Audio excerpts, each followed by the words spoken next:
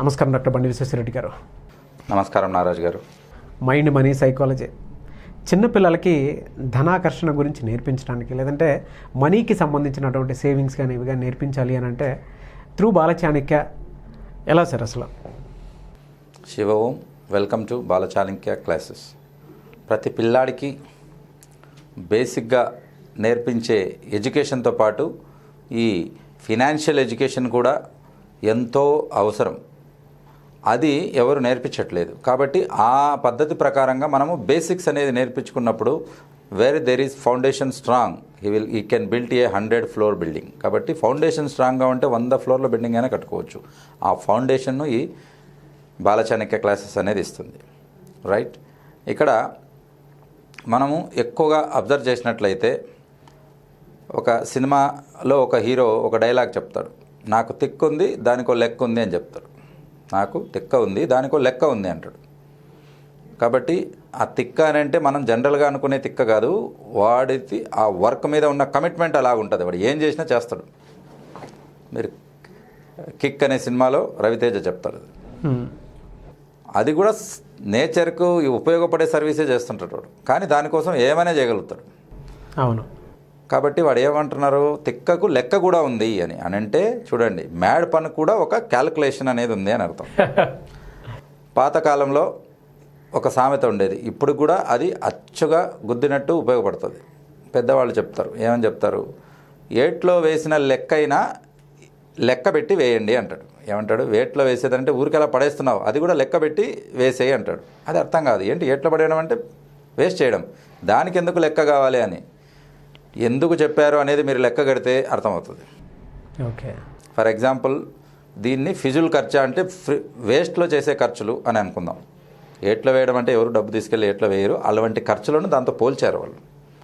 ఎందుకు లెక్క కట్టమని చెప్పారు అని అంటే, ఈసారి లెక్క కడితే ₹1,00,000 వచ్చింది అనుకో, నెక్స్ట్ టైం పడేసే ముందు ఆలోచిస్తాం. దాని అర్థం అది. అంటే ప్రతి దానికి ఒక లెక్క ఉండాలి. ఇదే మనకు బడ్జెట్ క్లాసెస్ అని చెప్పుకోవచ్చు. ఏంటిది బడ్జెట్? వాట్ ఈజ్ బడ్జెట్ అని అంటే, మీకు త్రాసు చూశారు కదా, తూకంలో వేసేవాడు కూరగాయలు ఎలా వేస్తాడు, ఈ పక్క ₹1 1 కేజీ రాయి పెడితే ఈ పక్క కేజీకి కావాల్సిన బెండకాయలు బీరకాయలు ఏవైతే మీకు కూరగాయలు కావాలనో పెడతాడు. అవి రెండు సమానంగా ఉన్నప్పుడు ఓకే రైట్ అని ఇస్తాడు. అదే బడ్జెట్ అంటే. రాబడి రాకడ పోకడ అని అంటే మనకి ఎంత వస్తుంది, ఎంత పోతుంది, అసలు ఎంత మిగులుతుంది అనేది మీ బడ్జెట్ మీరు తెలుసుకోవడమే ఇది బడ్జెట్ క్లాసెస్ అన్నట్టు. ఎందుకు ఉండాలి లెక్క? ఇందాక అనుకున్నాం కదా, తిక్కకు కూడా లెక్క ఉండాలని. అలాగే ప్రతిదీ లెక్క లేకపోతే ఆ డబ్బుకు విలువ లేదు. గుర్తుపెట్టుకోండి. మీకు తెలుసో తెల్దో, ఇప్పుడు గొప్ప గొప్ప టాప్ క్లాస్ కంపెనీలు, బ్లూ చిప్ కంపెనీలు అని ఉంటాయి, కోట్లలో టర్నోవర్ ఉంటుంది. వాళ్లకు ఈ లెక్కలే ప్రాణాధారం. అసలు వాళ్ళ షేర్స్ ఎలా పెరుగుతాయో తెలుసా? రాత్రికి రాత్రి 100 ఉన్న షేర్ 1000 కూడా అవుతుంది. కేవలం ఈ లెక్కలు వాళ్ళు క్వార్టర్లీ 3 సంవత్సరాలకోసారి, క్వార్టర్లీ 3 నెలలకోసారి, హాఫ్ ఇయర్లీ 6 నెలలకోసారి, ఈ రకంగా వాళ్ళు ఇచ్చే రిజల్ట్ని బట్టి వాళ్ళ షేరే మారిపోతుంది. కాబట్టి లెక్కలను అంత ఈజీగా మీరు అండర్ ఎస్టిమేట్ చేయొద్దండి. కాబట్టి వాళ్ళ రిపోర్ట్ ఇస్తారు, ఫైనాన్షియల్ రిపోర్ట్, లాస్ట్ ఇయర్ ఎంత జరిగింది, ఈ 3 మంత్స్ బిజినెస్ ఎంత, and they will give projections కూడా ఇస్తారు. ప్రొజెక్షన్ అంటే నెక్స్ట్ 2 ఇయర్స్లో కంపెనీ ఎంత లాభం ఉంటుంది అని. చాలా షేరు గుర్రంలో, రేసు గుర్రంలో పరిగెత్తి 100 ఉన్నది 1000 కూడా అవుతుంది. ఇప్పుడు అర్థమైందా లెక్కలకు ఎంత ఇంపార్టెన్స్ ఉంటుంది? కాబట్టి ఇవేదో పేపర్ మీద పెన్ను వేసుకుని వేసే పిచ్చి గీతలు కాదు. ఇది స్టాండర్డ్గా ఒక మెథడాలజికల్గా చేసుకునే క్యాల్కులేషన్స్ అన్నట్టు.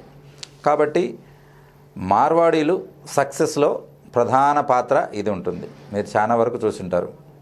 మార్వాడీలు అంటేనే వాళ్ళు పిసినార్లు, మార్వాడీలు అంటేనే డబ్బును ఖర్చు పెట్టరు, ఇటువంటి కొన్ని ఇంప్రెషన్స్ ఉంటాయి. కానీ వాళ్ళల్లో ఉండే ఒక బెస్ట్ క్యారెక్టర్ ఏంటంటే డే టు డే బడ్జెట్ అంటే బ్యాలెన్స్ షీట్. ఒక్కరోజు సాయంత్రము బ్యాలెన్స్ షీట్ చేయకుండా ఏ మార్వాడి నిద్రపోడు. అది వ్యాపారం కావచ్చు, ఇంటిది కావచ్చు, ఏదైనా కావచ్చు. వాళ్ళు ఈవినింగ్ 7 నుంచి 8కే షట్టర్ క్లోజ్ చేశారని అంటే పడుకునే ముందు కంపల్సరీగా ఇవాళ ఎంత సరుకు కొన్నా, ఎంత అమ్మాను, నా దగ్గర స్టాక్ ఎంత ఉంది, లాభం ఎంత అనేది వాడు రాసుకునే పడుకుంటాడు.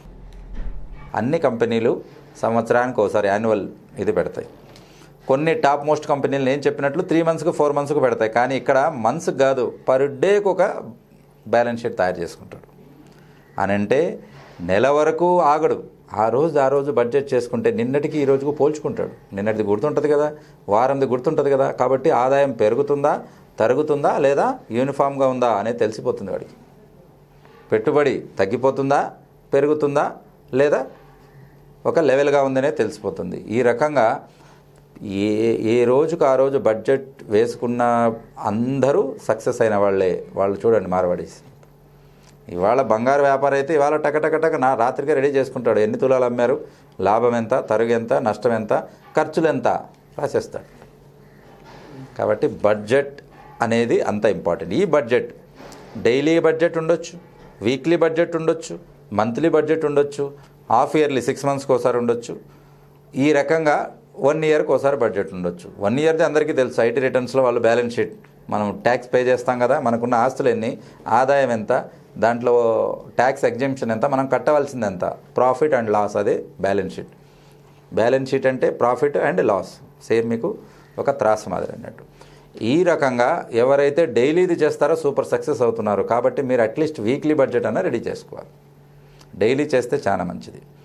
కాబట్టి మీరు పెట్టే వేస్ట్ ఖర్చే అనుకుందాం దాన్ని.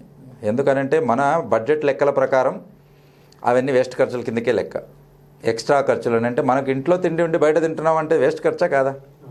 డెఫినెట్గా. మరి తినకూడదా అని అంటే దానికి ఒక వారం రోజులకు ఒకసారి, 10 రోజులకు ఒకసారి, అది తప్పులేదు.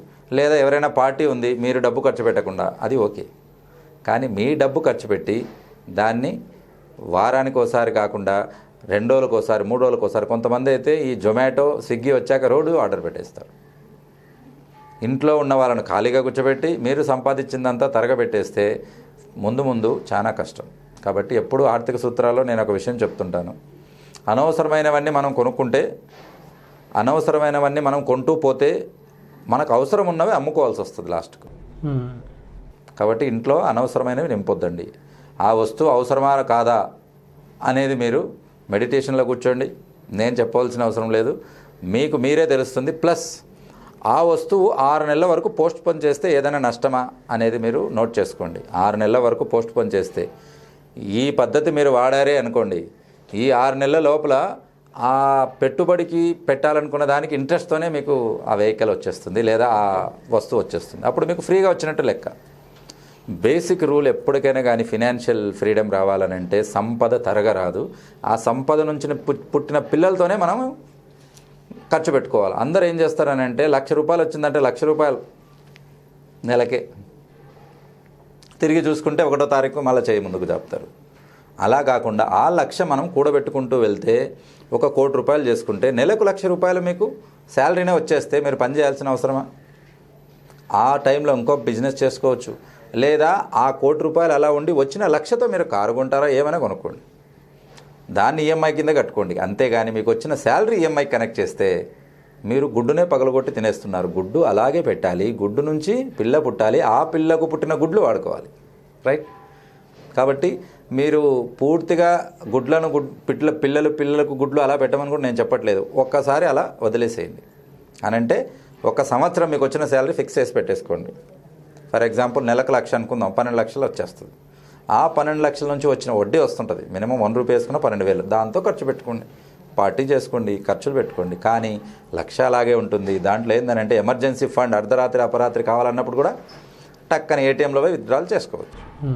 ఇంకొకరిని మనం అడగవలసిన అవసరం లేదు. ఒకవేళ అటువంటి పరిస్థితుల్లో మీరు ఎమర్జెన్సీకి తీసుకుంటే 5 రూపీస్ వడ్డీ, 10 రూపీస్ వడ్డీ కట్టాల్సి వస్తుంది. అదే 1,00,000కు నెలకు 10,000 కట్టాలి. మీకు ఇక్కడ ఆ 10 లక్షలకు ఇంట్రెస్ట్ వస్తుంది 10,000. తేడా చూడండి. కాబట్టి సంపద తయారు చేసుకోవడం మన చేతిలోనే ఉంది, సంపదను పోగొట్టుకోవడం కూడా మన చేతిలోనే ఉంది. తేడా ఏంటనంటే హ్యాబిట్స్, ప్యాషన్, మన అలవాట్లు ఎలా ఉన్నాయి అవే మన పిల్లలు నేర్చుకుంటారు. తండ్రి సిగరెట్ తాగితే పిల్లవాడు సిగరెట్ తాగుతాడు. తండ్రి జల్సాగా తిరిగి అందరికీ ఖర్చు పెడితే పిల్లవాడు అలా ఖర్చు పెడతాడు. అదే తండ్రి 10 రూపాయలు మిగిలిస్తే పిల్లవాడు 100 రూపాయలు మిగిలిస్తాడు. ఒక సినిమాలో ఉంది, రాజేంద్ర ప్రసాద్ వాళ్ళ అబ్బాయి ఉంటాడు. కాబట్టి రాజేంద్ర ప్రసాద్ ఎంత పిసినారేనంటే, వాడు చేసే రెగ్యులర్ జాబ్ కాకుండా ఆ కాలంలో రోజుకు 10 రూపాయలు అంటే బహుశా ఇప్పుడు 10,000 అనుకుంటా, అంత సంపాదిస్తాడు. వాళ్ళ పిల్లవాడు, వాడికి పుట్టిన పిల్లవాడు ఒక గంట సేపు ఐస్ మీద కూర్చుంటే 10 రూపీస్ ఇస్తా అంటే ఐస్ మీద కూర్చుంటాడు. అంటే ఆ ప్యాషన్, ఆ ఇది చూడండి ఎలా ఉంటుందో. మనీ అంటే అంత అట్రాక్షన్ ఉండాలి, మనీకి అంత వాల్యూ ఉండాలి, అంత రెస్పెక్ట్ ఉండాలి. అప్పుడే మిమ్మల్ని అది రెస్పెక్ట్ ఇచ్చే పొజిషన్లో కూర్చోబెడుతుంది. దాన్ని మీరు కాలుతో దన్నారా, అందరూ కాలుతో దన్నే చోట మిమ్మల్ని కూర్చోబెడుతుంది. కాబట్టి రెస్పెక్ట్ మనీ, దానికి గౌరవం ఇవ్వండి. దానికి ఒక మంచి ఉన్నతమైన స్థితి మీ మనసులో, మీ ఆత్మకు దానికి ఒక ఉన్నతమైన స్థితి ఇవ్వండి. అప్పుడు మిమ్మల్ని కూడా ఉన్నతమైన స్థితిలో పెడుతుంది. అది అందరూ ఇలా చూడాలి, ఇలా కాదు. కాబట్టి అటువంటి పొజిషన్లో మీరు ఉంటారు. డబ్బు మీకు నెల నెల రావడం అనేది మీ అదృష్టం. డబ్బు నెల నెల రావడం మీ అదృష్టం. కానీ ఆ అదృష్టాన్ని సంపదగా మార్చుకోవడం మాత్రం మీ చేతుల్లోనే ఉంది.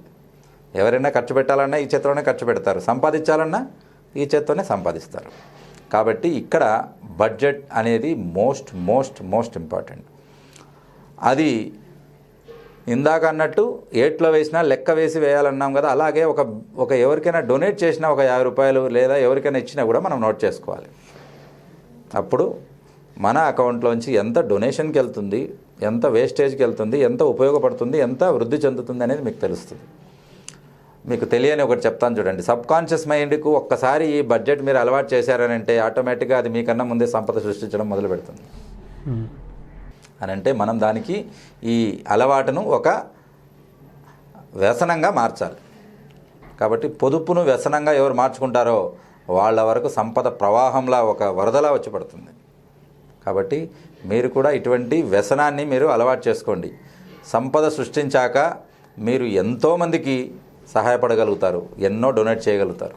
ఫస్ట్లో మిమ్మల్ని అందరూ పిసినారి ఇంకా ఏదైనా పదాలు చెప్పొచ్చు, మీరు చిరునవ్వుతో దాన్ని రిజెక్ట్ చేసేయండి.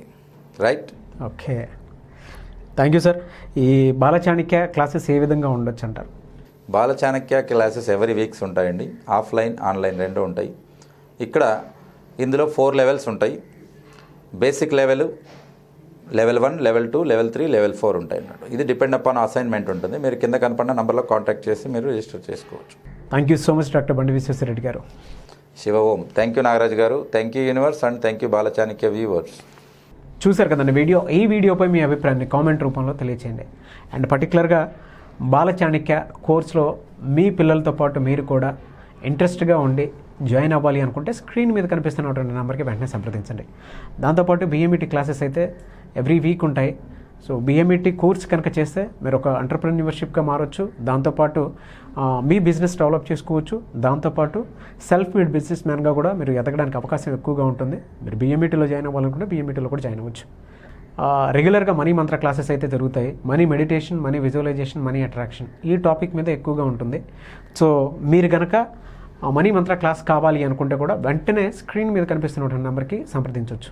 అండ్ ప్రత్యేకించి మహిళలు ఎవరైతే ఉంటారో ఇంట్లో ఉండేటువంటి నెగిటివ్ ఎనర్జీని ప్రారంభించడానికి కావాల్సినటువంటి కంటెంట్ ఏదైతే ఉంటుందో ఆ సబ్జెక్ట్ మీద మీరు మీ ఇంటిని సరిదిద్దుకోవడానికి అటువంటి అవకాశం కోసం ఎదురు చూస్తూ ఉంటే వెంటనే స్క్రీన్ మీద కనిపిస్తున్న నెంబర్కి సంప్రదించి రిజిస్ట్రేషన్ చేసుకోవచ్చు. ఈ వీడియో లైక్ చేయండి, షేర్ మాత్రం తప్పకుండా చేయండి. అండ్ ఇలాంటి మరిన్ని వీడియోస్ కోసం మా ఛానల్ ఫాలో అవ్వండి. Thank you.